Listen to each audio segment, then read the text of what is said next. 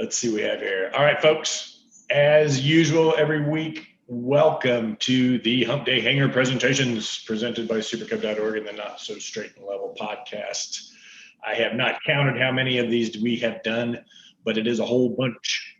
And we're going to keep doing them as long as it makes sense. So next week, speaking of keeping doing them, next week is Bill Rusk is doing a program on how to flip a float plane twice and still make it to Alaska. So that should be really good. Some of you have heard Bill's story of his mishaps en route to Alaska, and I'm sure this will be great for him to concentrate on that. So we're looking forward to that. I'm working right now on lining up folks for January. I've got a few kind of people waiting in the wings. I hope to have at least 3, maybe 4 nights in January, that Wednesday nights that we are doing the program. So keep your eyes peeled for that information. During the presentation this evening, you can use the chat box on Zoom or the chat on YouTube to ask questions. And feel free to ask questions. You may interrupt the speaker with your questions. If they look like questions that they need to be interrupted for, I will ask them about those things that you ask. So just figure out where the little chat link is and you can get your questions answered. Speaking of the speaker, tonight the speaker is Amy Gesch with Wipaire. Amy learned to fly in a Cub and has managed to get paid to talk about Cubs and Cub modifications at more than one job. She's the current product and piston aircraft sales manager at Wipaire, specializing in floats ranging in size from the Super Cub to the Cessna 206 and select piston aircraft, including Cubs and Huskies. Amy is a pilot and fellow Cub owner, as well as an ambassador for the Recreational Aviation Foundation in Minnesota. Welcome, Amy. Hello. Happy to be here. So we are happy to have you. So you may just launch right in with whatever you got. Start screen sharing. All right, so let's get this fired up for you. Yep. All right. All right, let's see what we got. So you guys should be seeing a header image. Steve, everything look good on your end? It looks beautiful. All right, perfect. So as Steve mentioned, I'm Amy, happy to, virtually see you as we, don't have too many events and fly-ins this year. So we are going to do a brief company history. Wipaire is celebrating our 60th anniversary this year building floats. So please understand that 60 years of history, even if I make it brief, still has some meat on its bones, so to speak. And then we will do a float factory tour. Obviously, if you are in the area, we're always happy to do in-person tours. COVID's curtailed some tours, but if you're in the area, give us a call and let us know. And if all else fails, we're going to have fun because we're fun people. Hey, Amy, I'm going to mention one more. I want to mention one more little thing to folks because we had this come up on a deal that we did last night for the Minnesota Pilots Association. If you're using a mobile device and you can only see Amy or you can only see the screen share, you can swipe back and forth between those screens. So folks that are on iPads or whatever sometimes say, well, I can't see the slides. So you can kind of swipe back and forth on those devices and you can get the other 2 pictures. So sorry about that. Thanks. No, all good. Trust me, the presentation is going to be way more interesting because we have put gratuitous amounts of airplane pictures in here, including a pretty good selection of happy Super Cub pictures. So have no fear. So Steve kind of did the introduction. Like I said, we're going to do a little bit of a company history factory tour. I started at Wipaire about 8.5 years ago in our marketing department, ran our marketing department for like 6 years. And then about 2 years ago, moved into sales, which had you asked me if I would ever work in sales, I would have said not just no, but probably some 4-letter word no. But what they don't tell you is that if you find a cool company to work for, you basically get paid to talk about airplanes. So it's not a bad deal. Anyways, so as Steve mentioned, learned to fly in a Cub. Then when I was in college, I worked at Dakota Cub. So that happy little blue and white airplane in the lower right of your screen. The upper right is the day that I got my Seaplane rating, which was Halloween of 2012 in a 160 horse Super Cub. And then down in the lower left is when my prodigal Cub came home after a lengthy rebuild process here back in June. I like to call her a cub with an identity crisis because she was born a J3, converted to a PA11. She got PA18 parts. That airplane could be a story in and of itself, along with everything that I've learned and mistakes made during a restoration, but that is a whole different ballgame. So let's talk floats. So Wipaire is a family-owned company. We are currently on our third generation. As noted, we've been building floats since 1960, so happy anniversary to us. Thanks for hanging with us for 60 years. With that in mind, there are some historical questions that I think I've got a pretty good understanding of our history, but if I wasn't alive for it, you don't get to hold it against me. We have floats ranging in size from the Super Cub, which is our smallest float, all the way up to the de Havilland/Viking Twin Otter, which is the largest float currently in production. In addition to that, we have over 100 supplemental type certificates for floats, but obviously other things that come with floats, including engine conversions, gross weight increases, aerodynamic and improvements, and other utility and performance enhancing modifications. We also have, throughout the years, added maintenance, avionics, paint, and interior services up here in Minnesota. So the folks here over on the right side, there is a mural in the back, and that's going to be Ben. So Ben's the founder. We'll talk a little bit more about Ben on the next slide. Ben's son, Bob, is the guy with the white hair to the kind of in the center of the photo. Bob is our current chairman. And then Bob's kids, Nancy and Chuck. So Nancy is on our board and vice president of the company. Chuck is here day to day as a president and CEO. And then both Nancy and Chuck have kids. So we are, and we put it this way, we got plenty of kids to figure out the fourth generation thing. So like things are looking good. So this is Ben. Now, Ben grew up in the Twin Cities area, and he was a mechanic. He was actually an A&E mechanic before they called it being an A&P mechanic. He was one of only like 13 licensed mechanics in the Twin Cities area during World War II timeframe. He did serve in the U.S. Army Air Corps as a mechanic working on B-25s. And then when the war ended, he came back and decided to hang out his shingle and start Wiplinger Aircraft Service. And Wiplinger Aircraft Service focused on FBO type operations, maintenance, which is kind of interesting because people think of Wipaire as a float company, but if you're being truly technical, our services history goes back a little bit farther. And some of the work that Ben did was converting surplus military aircraft into civilian aircraft, retrofitting them as business airplanes, including he actually did 3M's first corporate aircraft. So, another Minnesota company with a rich history.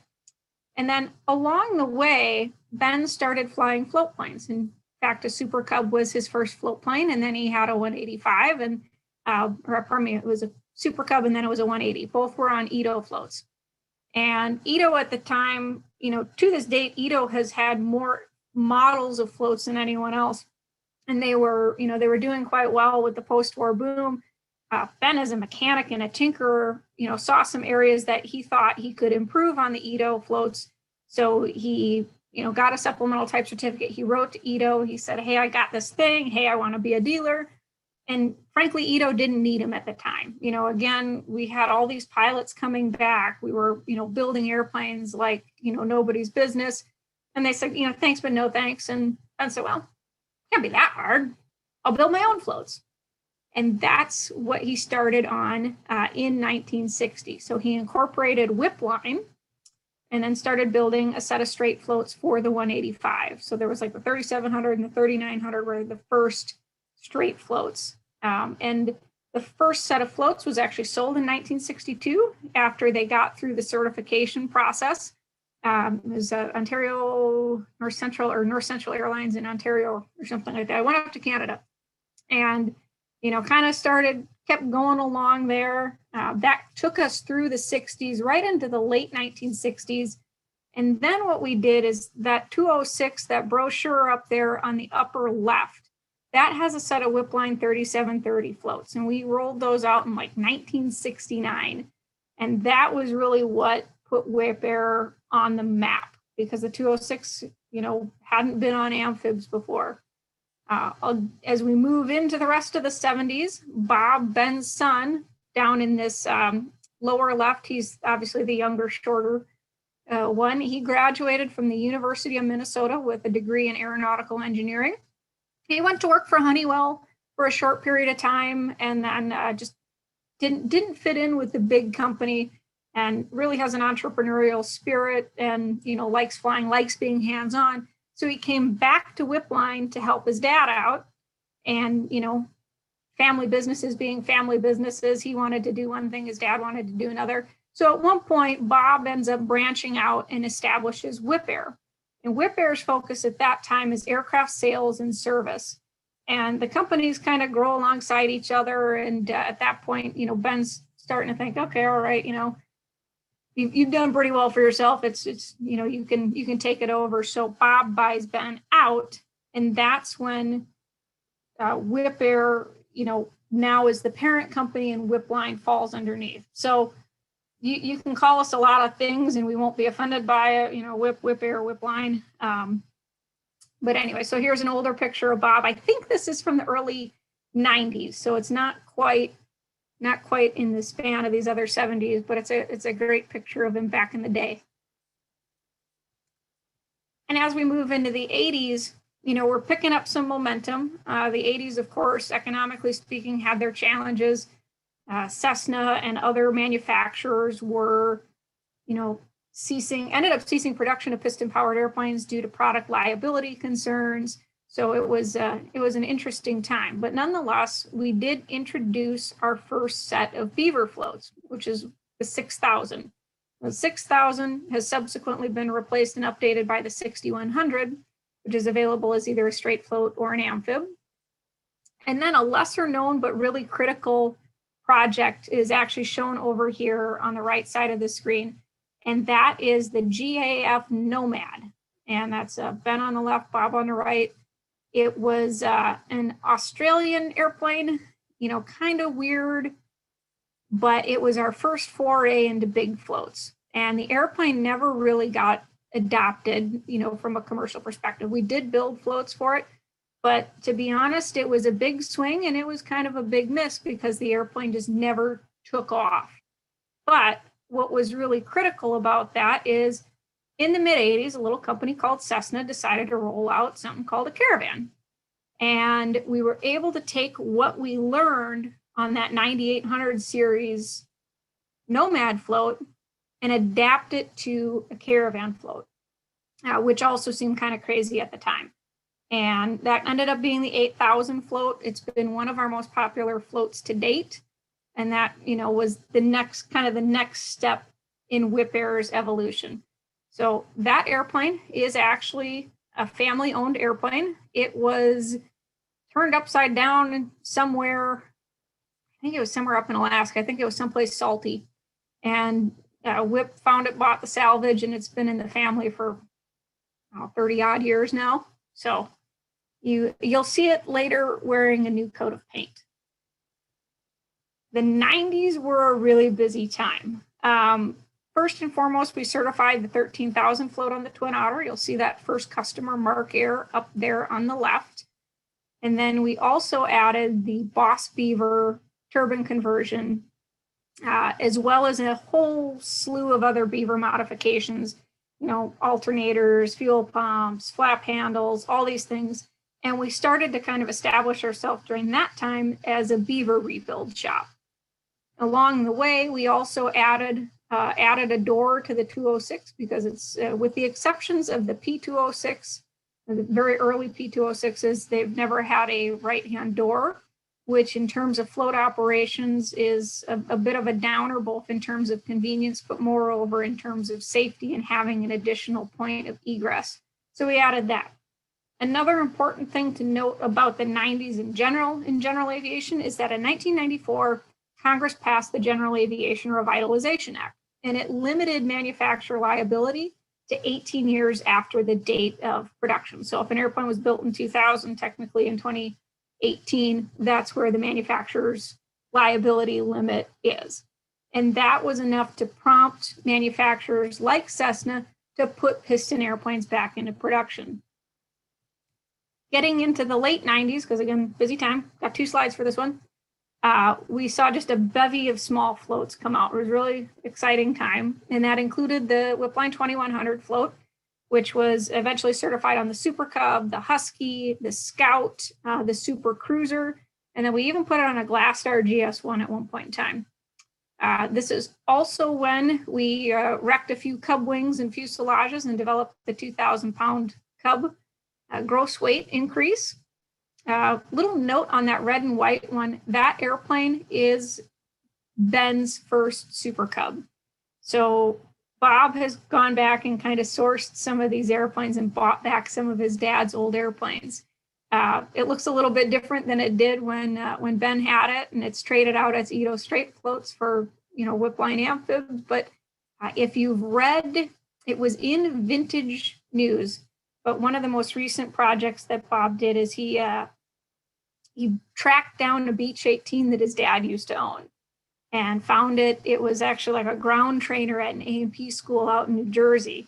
Trucked it back, had it rebuilt. We had it at Oshkosh, I believe, 2 years ago, where it won an award, and it was really cool to see. He's also, Bob has also found his dad's 180, which actually still is on the Edo floats. It's really cool, polished, it's gorgeous, really original airplane. But anyways, so we've covered the two on the left.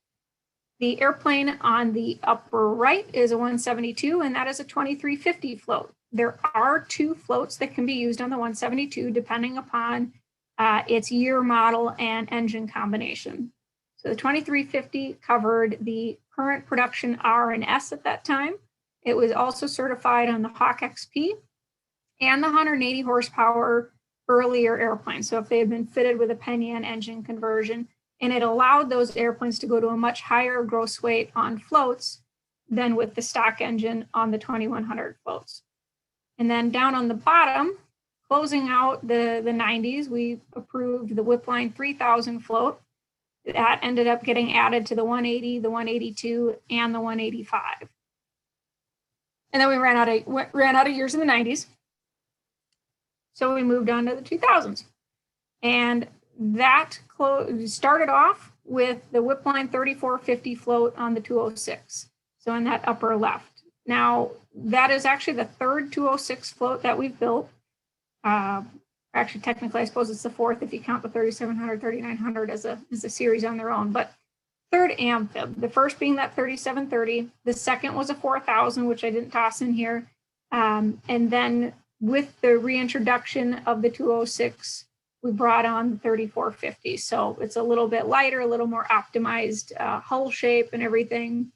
But that was kind of, all of those floats grew out of that same development time. And then we took a breather for like 2 years, and we decided it'd be really cool to put floats on an air tractor. And Air Tractor's AT802 had been used as a single engine air tanker or a seat on wheels, and had the idea to say, hey, let's put that on floats. Now we've turned it into a scooping single engine air tanker. So we've potentially dramatically decreased the cycle time between your water source and your fire. And, as is true of much of Wipaire's history, you have kind of this slow adoption, and then eventually things start to increase. And the Fireboss wasn't adopted early on in the United States. The first big operators were in Canada and Europe. And now there's three plus different operators here in the United States. There's over 100 Firebosses in service around the world. There's a great video, and I kept videos out of here because I know sometimes the internet can be a little bit hit or miss, but if you check out firebossllc.com, there's a great animation that shows you how the airplane scoops water and then how it drops it. There's a computer-controlled fire gate on the bottom that is, controlled by, that's what I'm looking for. Controls inside the cockpit where you can dial in the coverage level to select how much water you're dropping. So you'll actually get a chance to see some of those floats in production in the factory tour side of it. But the gist of it is there's a little scoop on the bottom. It's just forward of that main gear. You lower the scoop. It doesn't actually protrude below the bottom of the float because you're gonna skim along on the step at, I think it's about 80 knots. It's not exactly slow. And that ram pressure is going to drive the water up and into the hopper. There's 2 tanks up front to prevent you or protect you against sloshing. And the whole airplane will get filled up in about 15 seconds. So pretty cool. Down on the bottom, we'll go through a facility tour here shortly, but 2001 was a big year because we did get a chance to move into our new hangar. And if you look over to the far left where those little V of caravans are, that was our new hangar that we built. We moved out of the 3 round top hangars back on the very far right of the photo. And before I forget, to just above those round top hangars on the far right, you'll see a building being framed up. And where that building is built is where a barracks building used to be, because Fleming Field, where we're based here in South St. Paul, Minnesota, was an auxiliary training field. It was actually owned by the US Navy, and technically I think still is, and is leased to the city in like perpetuity for $1, as long as it remains an airport. But that barracks building is where Wipaire got their starts, where we built our first floats. And then we spent some time at our in those round top hangars at the end, building floats, and then built floats down in a different facility that we'll show you along the tour before moving into our current modern facility. So kind of fun. See where it all changed. There's lots to see, don't worry. Now we are into basically 2010 to current. A lot of this is probably stuff that you may have seen or heard of, so there's not quite as many details to it. But in the upper left, that is the short caravan. That is Bob's, the family caravan. So the one that was white and then red and blue, that kind of, don't tell anybody I said this, but it looked kind of like a 1980s Diet Pepsi can, is now a modern, beautiful airplane. It's got the little whip guy on the tail. We painted that airplane in 2012. We brought it to Oshkosh, and that's when we certified the new 8750 float. And that float superseded the 8000. It allowed the short caravan to go from a stock gross weight of 8,000 pounds or an upgraded gross weight of 8360 all the way up to 8750. So when you think about it, hey, that's, if you're a commercial operator, that's at least one more paying passenger or, more cargo that you can take. We also changed the hull shape. We, added a little bit more of a V to it to help protect the airplane and improve the handling in rougher water conditions. The 8750 and the Caravan at large, like, it is the East River airplane, and the East River is not a friendly place for float planes. It's very challenging place to operate and fly. And, with that in mind, that's the type of place that really succeeds. But the other thing that drove the development of that 8750 float was, you kind of get tapped on the shoulder by Cessna and they say, hey, we're thinking about putting a really big engine in a Grand Caravan. You say, okay, that's interesting. Because the Grand, even though it was introduced a couple of years after the original Caravan, it's 4 feet longer. It was really developed for FedEx. But it had the exact same engine on it. So like your best case scenario was this airplane that had an 800-pound higher gross weight, had the exact same 675 horsepower engine. And it was just never going to be compelling or inspiring on floats. But it turns out if you add almost 200 horsepower, it turns into a real proper float plane. So in 2012, Cessna approved the Grand Caravan EX. We had the very first Grand Caravan on floats, our development article, which actually still had the stock engine in it. We had it at the Cessna display in 2012, and were able to announce in 2013 that it was approved on floats. So there have now been over 100 sets of 8750 floats delivered since we introduced that. That's been accepted around the world. And the Grand Caravan, by the way, did also get a gross weight increase. So it's an 8,807 pound airplane from the factory, and it comes here and it goes to a minimum of 9,062, and it's up over 9,100 pounds gross weight on floats now. So, hey, Amy, the question came up. Do you guys build a float, or do you still build a float for the Kodiaks? We haven't built one in a couple of years. It's outside of what I sell. We did originally certify the Kodiak on floats back in 2011. So it's just not been, we did a bunch of floats for the Department of the Interior and there just hasn't been demand. So we haven't built them in, I don't even know how long. I mean, technically, I think if you really wanted them, I'm sure we would build you something. You know, when one is in sales, we're not in the habit of turning your money away, but there we have it. And then last but not least, down in the lower left is the Boss 182. So there was a whole slew of modifications that came out for the 182 in like 2014, 2015, and then, you know, kind of follow on. So first, we put a Lycoming IO580 on the 182 S&T. Side note, at the moment, it still needs to be a non-G1000 airplane because otherwise the G1000 won't display your engine data. But you went from 230 horsepower to 315 out of the box. We have ported and polished these airplanes and gotten 340 to 350 out of them. One could say it gets a little bit of a kick in the pants. Along with that, we did change from a 3-point strut configuration where the front struts would tie up into the nose gear up to a 4-point where they tie into the sides of the firewall. It's more labor intensive to install at the firewall, but it is stronger because the nose gear is always the weak point of the airplane.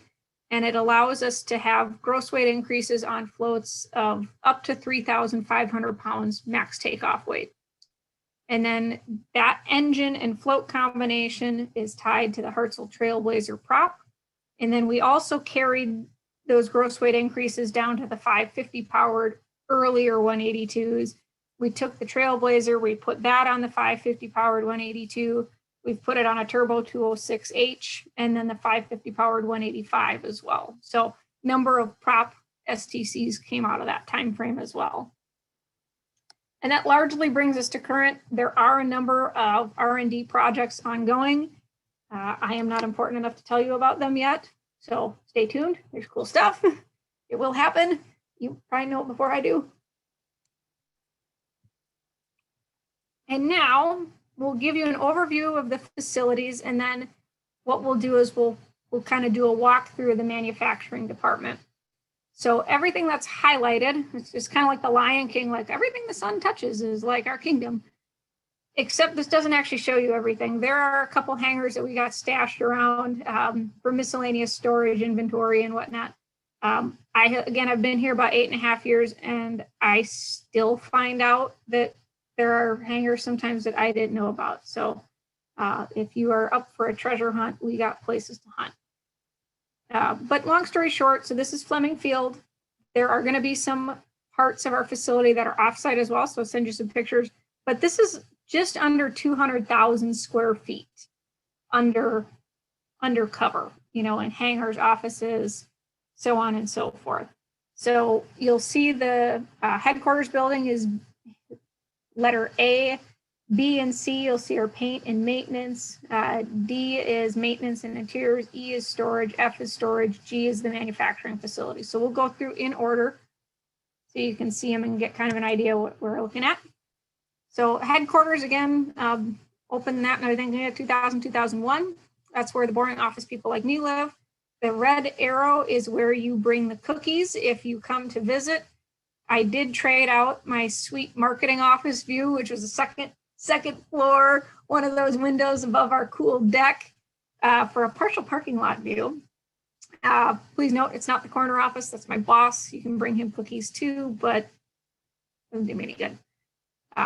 Other important things that this building holds are some of our engineering team, our avionics department, a good portion of our maintenance facility. The large door in the center is 72 feet wide. It will fit a Twin Otter. The door to the left of that smaller bifold door is part of what we call Hangar 1 West.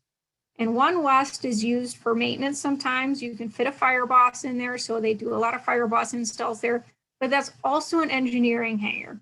So in the back, you will find concrete with different fixtures in it, so you can twist, turn, drop, pull, torture, and then there's some prototyping equipment in the back as well. And then, you know, all of our other admin functions, HR, accounting, and, you know, all that are based in this facility as well. But we outgrew it a little bit. So we have a whole selection here. So the first hangar on the right side is going to be the paint hangar. The door on the farthest right is the prep side. So this is where floats and aircraft will go to get stripped, scuffed, etched, iodined, and all that. And then they'll move one door over to the left, and that's where they'll get painted. That paint facility used to do everything. And because it, is not the most efficient use of space, we ended up moving to painting some of those piece parts over in manufacturing so that they didn't have to travel. And then also this brown building that's cut off on the far right, that has a small paint booth in it that we built up a couple of years ago. And that allows us to paint the vast majority of our smaller floats in there and keeps the bigger booth open for large floats and aircraft. So you don't see everything prepped and painted there, but it allows us to have multiple projects ongoing. There's also going to be a little bit of final assembly that occurs in that brown building once the floats are out of paint. The nearly identical but slightly larger hangar, one step to the left in that upper left corner, that used to be part of our manufacturing, and it was final assembly, it was small float manufacturing. And when we moved our facilities in 2012 and consolidate all of our manufacturing under one roof, this became another maintenance facility because things were getting a little snug. And there's another crane over there. That facility can fit up to a caravan in size. One of our round top hangars covers our maintenance and interior. So in the back of the building is where the interior shop is based. And that's going to be the design center where you can sit and look at sample seats. You can look through swatches, and then down adjacent to it, also in the back of the hangar, is the shop itself where seats are built up. We do everything from executive interiors for Twin Otters and caravans and all that jazz, all the way down to, just doing a headliner or just doing seat belts for, an older 206 or seat covers for Huskies, Cubs, all that jazz. The photo down in the lower right is a 210 that we recently completed. We work across airplanes that are never going to be on floats, airplanes that are on floats. You can do carpet, you can do vinyl seats, vinyl flooring, leather seats, sheepskin covers. They can do all sorts of really cool stuff. And then we've got a bunch of storage facilities. So this is one of the, another one of the round top hangars. So really beautiful original woodwork. Maybe not the most energy efficient facility, but it looks cool. And some of the hangars, this one is heated, but one of the other hangars is cold storage. And cold storage is often where you will see landing gear. There are a couple of airplanes, but usually we store more floats in there. We do have customers that come in seasonally. We store their landing gear in the summer and their floats in the winter. And every once in a while, you can find something really weird, like an old beaver fuselage too. So again, a little bit more storage. These are the round top hangars that you saw right at the far end of that picture where they were adjacent to the old barracks building. This was our headquarters for a number of years. There's a really sweet vintage kitchen and break area in there. But now, for the most part, there's storage. There's occasional maintenance. That lower middle hangar, we do a fair amount of crate building in there for products that need to be crated or landing gear that's going to get crated and shipped as well. And then we'll circle back to this production facility, but this is the one that you saw on the far side of the airport. This is where everything's built. So floats, parts, modifications. If you order parts from us, this is where it comes out of. You'll get a chance to see a little bit more of it next, but we got like 2 more spots to stop to get a whole feel of the general Wipaire campus. And I should note that when I do in-person tours, like if you want the full Monty tour, I block off an hour and a half to 2 hours. We got a lot of ground to cover. We won't do that to you. So. Note, Amy, somebody wanted to know what kind of flavor cookies they should bring in the case of that, wanting one of those tours. And then also, your buddy Lou Furlong wants to know what's the story on the early Bonanza in the storage hangar. Oh, let's go back to the early Bonanza just because I don't know if I remember that airplane. I don't know whose that one is. that must have been a customer. It's probably here. There is a really early Bonanza on the field here that comes here for occasional avionics work. So Wipaire does own a Bonanza. It's an A36, but it's not that one. So, and also cookies, not too particular. Chocolate chip, always a sound one. It's never fun when you bite into an oatmeal raisin and think it's going to be a chocolate chip. It's just cruel and unusual.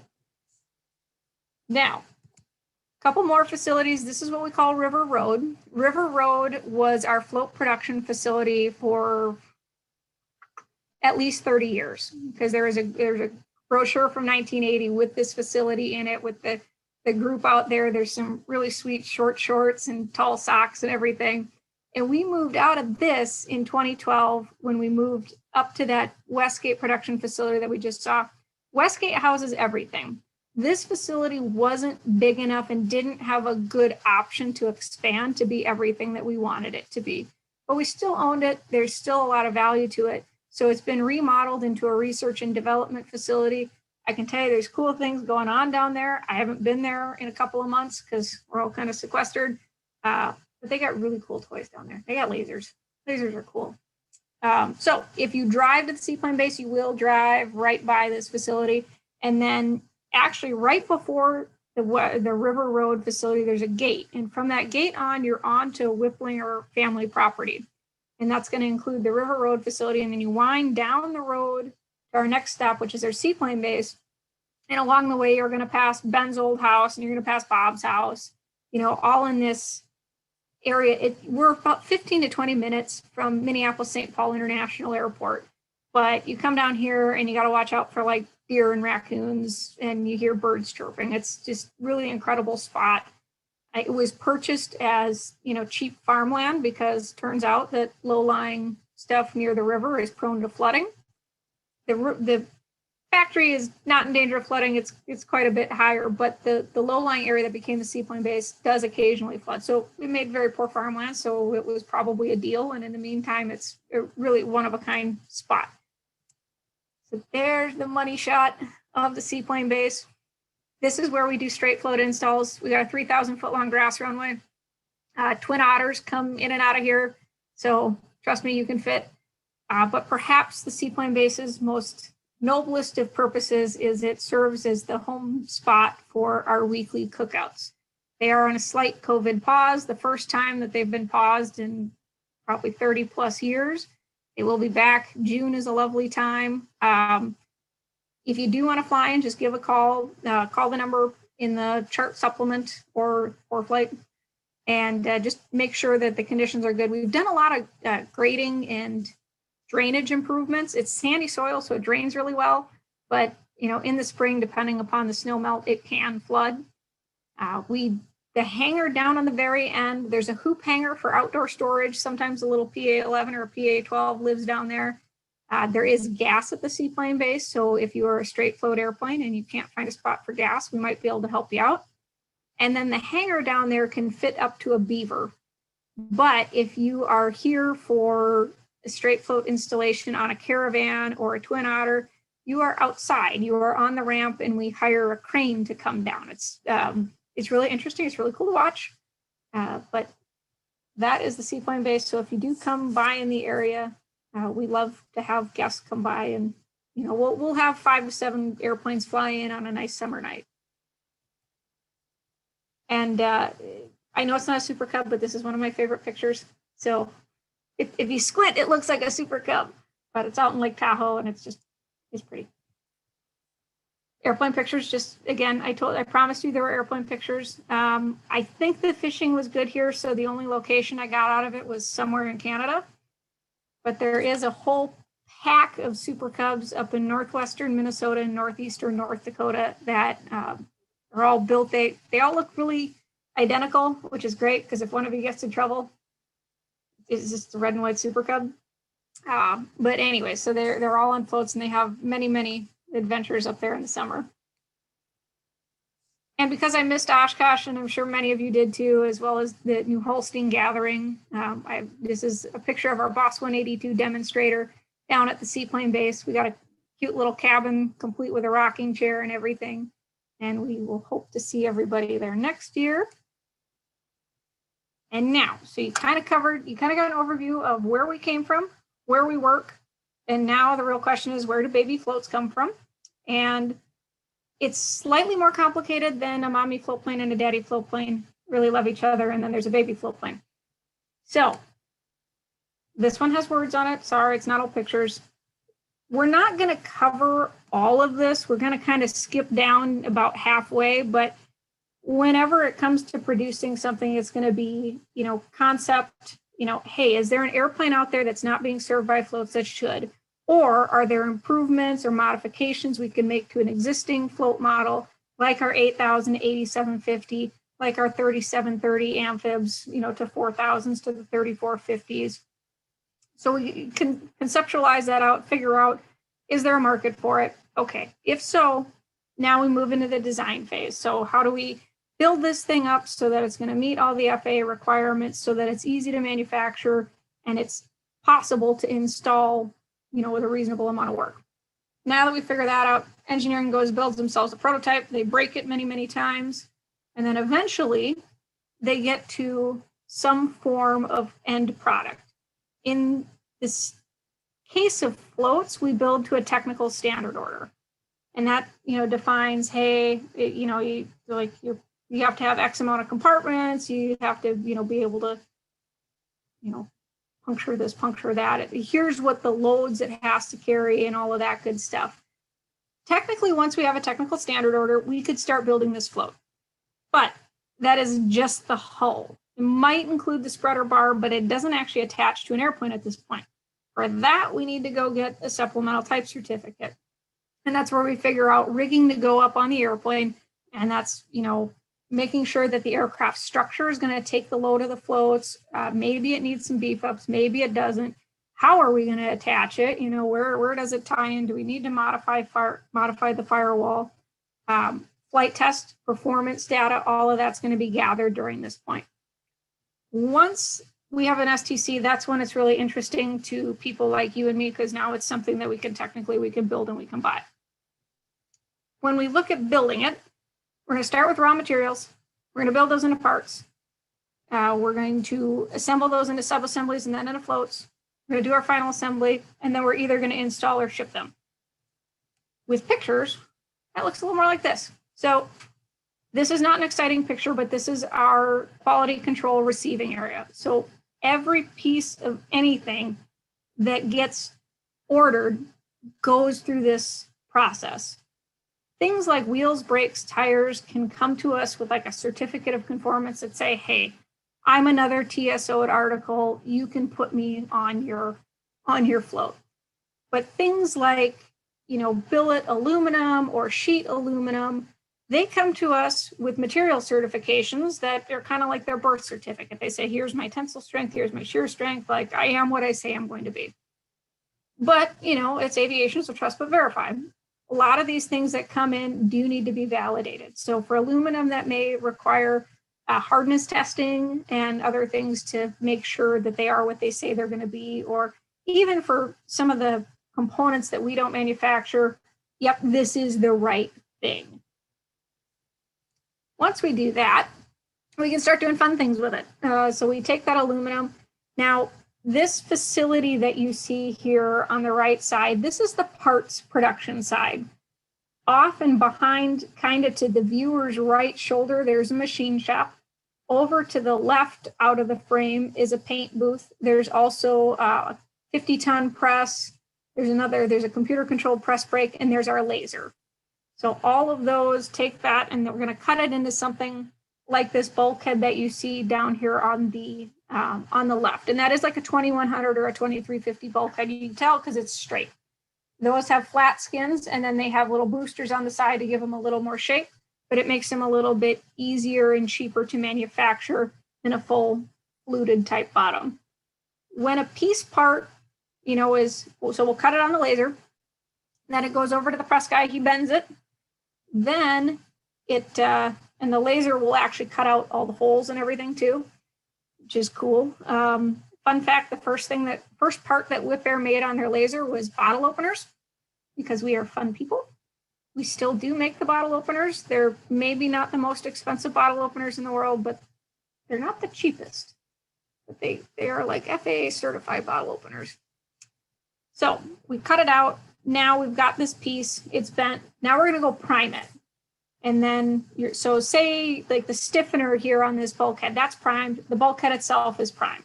Okay, now we're going to put sealer on this side. We're going to put sealer on this side, sealer to sealer, rivet it together. At this point, Tim here on the left is chasing some holes. So you can see that there's bare rivet heads yet because you can see that they're not green. So we know that this has a couple of steps left to go. And if we step down, this is the other sealer stage. So these pieces are not only riveted together, but they have sealant to sealant, which gets rolled on, bonding, okay? Now we're gonna seal up the edges. At this point, again, we can still see black sealant. We can see bare rivet heads. This is going to get another coat of paint, and you will not see that on a finished float. So there's multiple layers that get stacked up to make sure that, you know, your floats don't cause you any problems, that they're sealed tight, and that you don't have corrosion issues. When the parts are completed, they're going to go in inventory. This part side has a good inventory side. There's also a section in the middle of the building where the vast majority of inventory is going to be stored. So let's assume that all of our parts are done. They're in inventory. And now we're going to move down to this side. This is the south side of the building, so the very southern edge. And this picture is from about 2013, I believe. So we had just moved into it. It's quite a bit more full now. And in fact, down at the very far end, you see some double doors, and it's very open there. The area to the left or right, pardon me, of those double doors now actually has its own paint booth, because again, if we're doing, you know, if we're making sure that there's multiple layers of primer happening, we're going to make sure that we get that done. And it's way easier and more convenient if it's, you know, the float is now on its gear, you roll it in, you can touch everything up that you need to. So floats are typically going to be built in 4 stations. So 1, 2, 3, 4, because we're good at counting. The one exception is going to be like an 8750 actually has a station 2.5. And those of you in manufacturing know that, you know, your stations are grouped on the work that's being done, but also the amount of time that it takes. So that helps us keep everything even so that the production line doesn't have a bottleneck. The section that you're looking at is usually doing 8750s, 10,000s, and 13,000. Section off, a little bit off the screen over there will sometimes do 10,000s, but it'll also do small floats. So there's a little bit of flex space around there as well. Somebody was curious what kind of sealant you use. Oh gosh, I can't remember. It might be Pro Seal, I'm not sure. I would have to ask our tech support guys. They can hook you up with that. Thanks. So here we are at station 1, which is also sometimes called the whale bones state because it looks like a beach whale that's died on a beach. It's not the most attractive analogy, but they're built upside down. So you're going to lay the top deck down. Now the top deck has already been built over in the part side. So it's going to be cut, it's going to be primed. You're going to be adding the stiffeners for all your inspection covers, your baggage, all of that jazz. Then what we're going to do is we're going to locate it, and you'll notice that at the front of this float, there's a gearbox, and the fixtures are all based around that gearbox.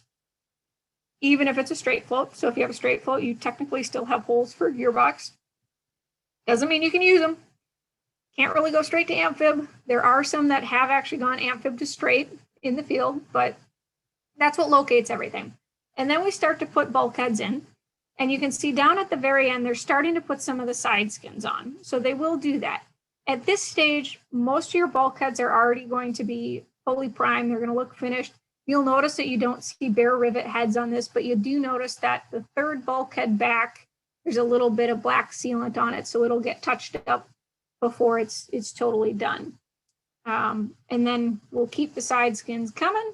There will be more sealing as those side skins go in. So when you follow the float and you can see it in person, you'll see, you know, all green stuff, and then you'll see sealant added. Then you move to the next step. Oop, okay, all of a sudden it's magically green again. So again, it's getting all those layers. When we move to station 2, we're going to start putting bottom skins on. We're putting a little more structure. And this guy looks like a 13,000 to me just because of how long it is. This guy that's in station 2 is actually a 10,000. So, you know, the one that's in station 1 is the first 13,000 of a set. This one is actually the second 10,000 of a set that's a little farther down that line. And so you see lots of Clecos.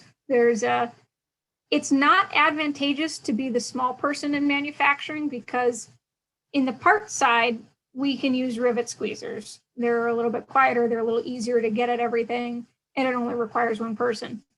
But when you get to this side, sooner or later, somebody's got to buck rivets, and it's usually not the big guy that has to crawl inside the float. So anyways, small people get stuck inside the floats. Again, we're adding a little more structure on the bottom. You can see, hey, you don't see any sealer, you don't see any bare rivet heads. So it's moving on down the line, and it'll get closed up before it moves on to the next step. And now we're still upside down. So our bottom skins are on, our sister keels have gone on, our bottom keel is on, all of our chines are on. One thing to note is the 3,000 and larger floats have a replaceable keel wear strip on the bottom. You can see it if you look at the contour of this, see the keel, and there's a little bump just about a third of the way off the nose. That is there in case you make an oopsie and you land gear up on the runway, which is vastly preferable to landing gear down in the water. And should that happen, this thing gives you like one landing, okay? Don't go around, because if you go around, you can actually grind through the keel wear strip, and now you get into your bulkheads, and now things are expensive. But if you just stop, it's going to be embarrassing, and you're going to have to ask for some help to get off the runway. But once you pick that airplane up, put the gear down, this can be replaced in about an hour or two. So it's kind of handy. The 2100 and the 2350 have a heavy duty keel, but they don't have the replaceable wear strip. And that's a little bit of just a weight savings item there. The other thing to note before we go to the next stage, which is going to be station 3, is you can see all the rivets along the chine and along the keel, and the gun wall at the top. As we move down, first of all, we've flipped over. Now we're at station 3, and now you don't see any of those rivets anymore. We've sanded them down. There's not really a structural reason you need to do that. It just looks better, and we're a little vain. We like to build pretty floats. There's going to be a bead of sealant that goes along on that edge for the chine of the gun wall. We've got a nose box in. We see a little bit of wiring going in. Again, this is a 10,000 float, so its mate is, one behind it. So this one is going to be getting its scoop mechanism here at this point. So there's a little extra wiring to do on this one. And then it's got its tie down cleat on and a couple of little, miscellaneous. It's got the steps in it. And now at station 4, we've grown landing gear. And, here's where your compartments are going to be leak tested. So we fill them up, we watch and wait and see if anything happens, so that you're not the first person to find out if, a rivet went in a little bit cockeyed. So all of those will be addressed at that point. You'll see little pock marks of putty on here. That's where if when a rivet was sanded, it didn't sand perfectly smooth. Again, we want your floats to look beautiful when they're done. So we'll actually put a little filler in there, and then when it goes to get painted, it'll get sanded smooth. The 3000, again, which is that 180, 182, 185 float, is really where you see this. The 2100 and the 2350 are unique in that they are the only floats that we build that use round head rivets on this area. They use flush rivets in the critical step area. They use a bonded booster, actually it's riveted. It's a foam-filled riveted booster instead of that fluted bottom. Again, things that are going to keep that float simple, keep it cheap to manufacture, because the last thing we need to do is make floats any more expensive than they already are. Everybody likes to complain, but really we do look at it. And the round head rivets are going to be a little bit faster and simpler to drive. So they also are the only floats, the 2100 and 2350, that have spray rails on the inside. Once you get into the bigger airplanes, they're far enough, big enough away from the water that they don't have the proper erosion issues. Oh, before we forget, this, when we build floats, people often ask, hey, do you build floats to inventory or do you build them to order? And my answer is always yes, because we take a look at our production plan, and it's kind of a rolling look because life is always changing. And we as sales, manufacturing, and all those groups take a look and we try and figure out to the best of our ability, what models of floats do we need when, in what quantities? We are never 100% right. So if there is, say we think there's going to be a lot of 2100s, but we get more phone calls about 3000s. We can shift that production. We can horse trade a little bit. So if you need something, we will do our best to make it happen. We try and do as much planning as we can ahead of time, but here's where we are. When something is completed and it doesn't have a home yet, this is basically how it looks. It doesn't get painted. The TSO for the floats does mandate that it be painted, but there's no sense in us going through all the effort of prepping and priming the float just for it to sit in the hangar so that when it finds its home, we got to redo all of that prep work and repaint it. So if you come and you're say, hey, like you said, you have floats completed, why can't I get them, next week? The answer is because it's actually got to go, it's got to get painted and it's got to get prepped. There are some floats that you can kind of guess at and say, hey, a lot of caravans are Matterhorn white. But when you look at anything that goes on a 2100, Huskies, Super Cubs, like they're yellow, they're red, they're white and blue, you can't guess. And there's about like 14 different shades of white that you'll see implemented on those airplanes. So these ones, let's assume they have a home. Now, these ones are big floats. These are actually a set of 8750s, so we're skipping through models again. But they're going to come over. These ones are in our big paint hangar because they're big floats. The littler floats will get painted in a smaller booth. But they'll get all masked off. They'll get all primed. You'll notice that obviously the gear well is closed out. The gear has been put in and now it's been pulled right back out for painting. At this point, these floats have already had a base white applied. So now we're gonna mask them, spray stripes. We do, on all of our floats, we include a paint allowance. There's some complicated airplanes, incur an upcharge, but we always do provide for you to have your floats match your airplane. We have done vinyl on request, but usually we just paint your stripes to match. And then when they pop out, they look beautiful. And this set of floats did do some custom inboard striping on the inboard of the far float. You know that this float is going to be installed because it has all of its rigging attached. If it did not have its rigging attached, that would mean we'd be shipping it. We'd put a short spreader bar on to cozy the floats up so they can fit better. Depending on where it's going, it may require a crate. And then some floats are going to go in 2 crates if they're too big to fit in one, or they may go into one larger crate. And then all of your rigging is going to be bubble wrapped and like saran wrapped. The float, your water rudder blades will be, tucked, bubble wrapped and tucked in a baggage compartment. But if you're coming to visit us, you might come into a hangar that looks like this with 5 different caravans in it. There are 2 cranes here. There is a gray I-beam on the left side of the picture and a gray I-beam on the right side of the picture. The left side crane is yellow, the right side crane is blue, and it's over that red and white caravan on the far, far corner. There are 2 cranes there. There's 1 crane in one rest, and there's 1 in the other maintenance facility. So we have a total of 4 overhead cranes that we can use to lift airplanes up for initial install, and then in our seasonal changeovers as well. Float install timing depends on a lot of things, including how busy we are with other tasks. There are certain members of our maintenance team that are experts on certain things. Like there's guys that you want them on a caravan. There's people that you want them on right-hand doors for 206s. There's people you want on Huskies and Super Cubs. So lining up the talent to the proper project can sometimes change your out date. On the short end, you could be out in 2 to 3 weeks. On the long end, you could be up to 6 weeks for some of the larger and more complex installs. And when you're done, you have a happy float plane. If you pick the airplane up here, if it's a certified airplane, obviously we are going to do a check flight, return to service flight, make sure everything does what it says it's going to do. And then if you come to pick it up, you have the option to do an acceptance flight. You get up to 2 hours on your acceptance flight, and you can use that Again, to verify, hey, yep, everything's as I expected. Everything works as advertised. You can also apply it to any insurance requirements or training. And if you still want to gain more experience, we do have flight instructors on staff. We got a DPE on staff as well.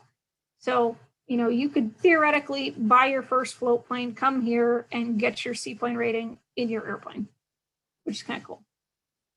Otherwise, your floats go in a box and off to the installer of your choice. Hey, Amy, I got a question for you. Yeah. I'm just curious. So like on those big floats that was going through that 4-stage process there, how much time does it take for a set of floats to go through that process?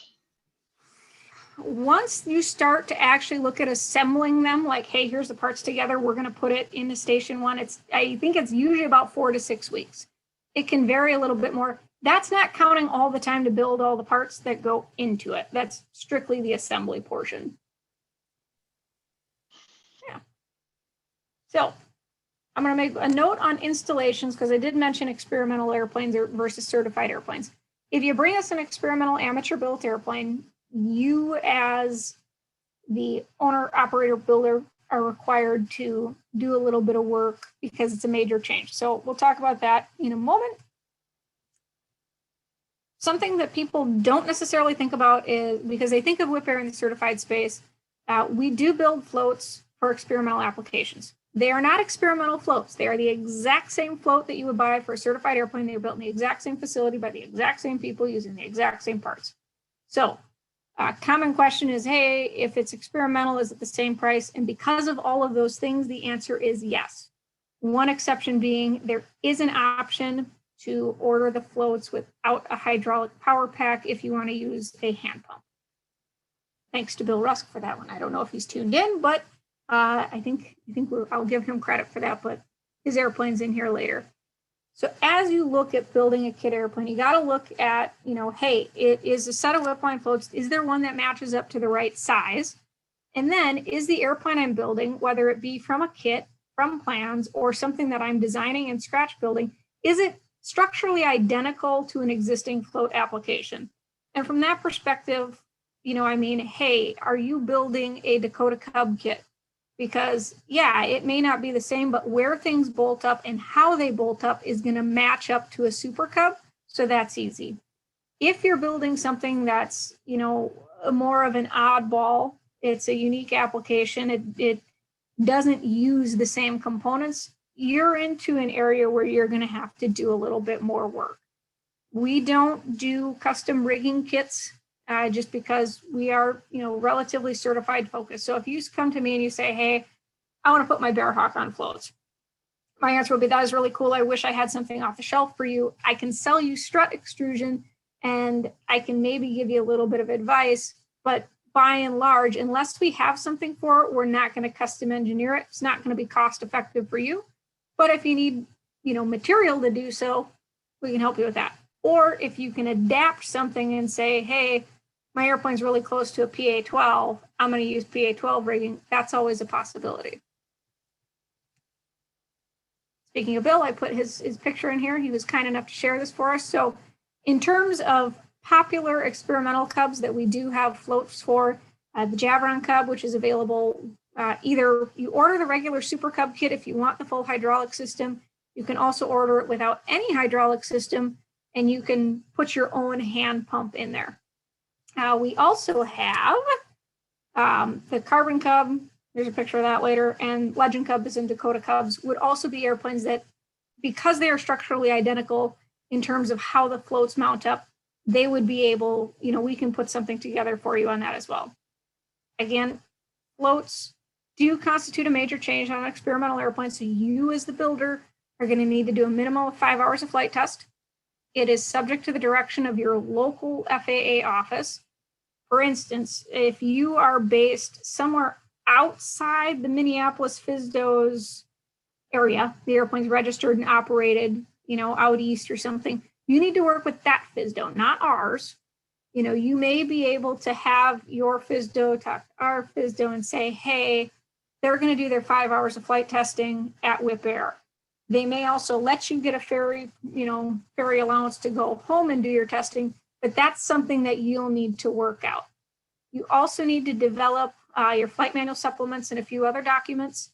For flight manual supplements, if you are doing something like an experimental cub, what we'll do is we basically give you a template based on the Super Cub, and then you have to go fill in all the data. You have to go, it saves you a little bit of the writing, and, whether or not you use it is up to you, but hopefully it's helpful. So there's the Carbon Cub. It was, no joke, the coldest delivery I've ever done. The high to that day was 5. And before you ask, when I say delivery, it's not that I got to fly it there. It's that I made sure everything was right and met the ferry pilot and made sure that he was set to go. I'd like to fly more airplanes, but sometimes they have places to be, like going home. Legend Cub, there's also a Super Cub hiding back there in the corner that has a set of Dakota Cub wings on it. That one's actually certified, but again, more applications that you can put a set of floats on. And I've skewed us to the Cubs because this is, after all, supercub.org. And then I want to make sure that we touch on some of the technical resources. This is important for ongoing maintenance of your floats, as well as if you ever decide to buy a pre-owned set of floats. Our website's super handy. We've got a full-time tech support team. Their contact info is there. That phone number does forward to an on-call cell phone, so technically they are available 24/7, 365. And then lots of good information in the customer support tab on our website. And that includes everything from the service letters, service kits, service manuals, parts manuals, structural repair manual. And a new section that we added earlier this year is the flight manual supplement status. And you can click on that link. There is a PDF download that's going to show you every flight manual that we have and the current revision level by letter and date. So if you are wondering, hey, do I have the most current information for my airplane? That's the place to look. I would encourage you and your mechanic to be checking the service letter listing every time you do an annual or about that time. Fun fact, if floats are removed from an airplane, they're like an accessory. They don't require an annual inspection, but if they're on the airplane, they're landing gear, and now they're part of the annual. But our maintenance manuals do recommend certain service intervals. You'll find stuff about, hey, what grease do I use? What should I be doing every 50, 100, 500 hours or thereabouts? And then service letters do change over time. There's a drop down where you can select either your float model or your aircraft model, so you're only looking at the ones that are relevant to you. And if you're looking at a used set of floats, Wipaire provides a float logbook. It's not required, so not everybody fills it out. Hopefully the person that you use fills it out, because it's a great place to track compliance with service letters and service kits. Otherwise, if somebody goes to buy them and they say, hey, have you done this, during the time period where it was covered by warranty, and they say, I don't know, you may never know. Like, some things are internal to the nose box bulkhead, some things are what actuator is in there, and some are optional, some are mandatory. From a service letter perspective, we say mandatory. It's not required from a regulatory standpoint, but do check into them because they're things to keep an eye out for. And there is a warranty period on certain ones, like the mandatory ones. And if you miss it, you miss it. So make sure your mechanic's looking at it, save you a little heartburn down the road. And it's been a while since we had an airplane picture. So this is up in Alaska. We've got some very good dogs in a PA-12 out in Priest Lake, Idaho. Here's where the good fishing spot is that Jim won't tell me about, somewhere in Canada. And last but not least, normally we would hand out fun meters. The fun meter has been a Wipaire hallmark for at least 15 years. I don't know when it started. I'm not the person that came up with it. I haven't been here that long. Mad props to whoever did. There's several versions of it, different colors. Some of them have years on them. Some have airplanes on them. So there is like a legitimate collector aspect here. 2020 has had its challenges. Our fun meter is largely still pegged, but one of Wipaire's company values is to embrace your inner child, which I am very good at. And most of us are not that mature, but if you have a little bit of fun at work, it makes coming to the office or the hangar a lot better. But 2020 has been a challenge for all of us. So we did update it, and that is the COVID-19 no fun meter. And because it is the way of the world, it's been printed on a face mask. And every Wipaire employee will have their COVID-19 no fun meter, limited edition, and we hope not to use it too much in the future.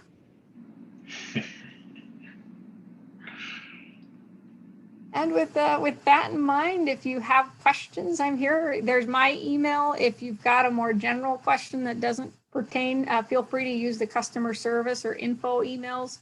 General phone number. If you obviously feel free to email me, and I can hook you up with my phone number. We're on Facebook. We're on Instagram. My personal Instagram account has a section on float building that has video in it, which you may or may not find helpful. You can see a little bit more of the facility. So if you hop on there and you search for me, you'll find it. It's one of the story highlights. Well, Amy, thank you very much. Awesome. Well, thanks for having me. We'll pop your screen share off. There we go. There we go. So I don't see any particularly large group of questions popping in, but it was a very thorough presentation. Very interesting. Now, I've never been to the Seaplane base, but I am looking forward to going there. Yeah, it's a great time. Please do visit us. So, well, very good. Well, thanks again very much for being here and giving us a presentation this evening. And thanks to everybody who is out there. Just a reminder, there's still time to get one of these. Oh, you can't even see it. Look at that. Isn't that clever? It's a 2021 Super Cub calendar. So there's still time to get one of those if you want to. Appreciate all those folks that have signed up and have calendars heading their way. They are shipping rapidly. They've been shipping the last few days. I know a lot of folks have got them already. So stand by. The post office is a little slow this time of year, especially this year with the 2020 thing. And that's just kind of how it goes. So we are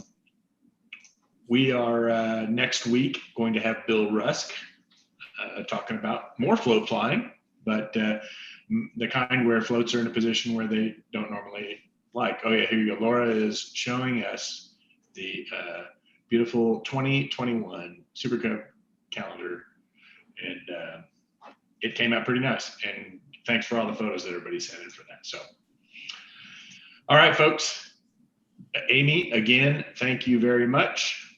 And we will see you all next week. Good night.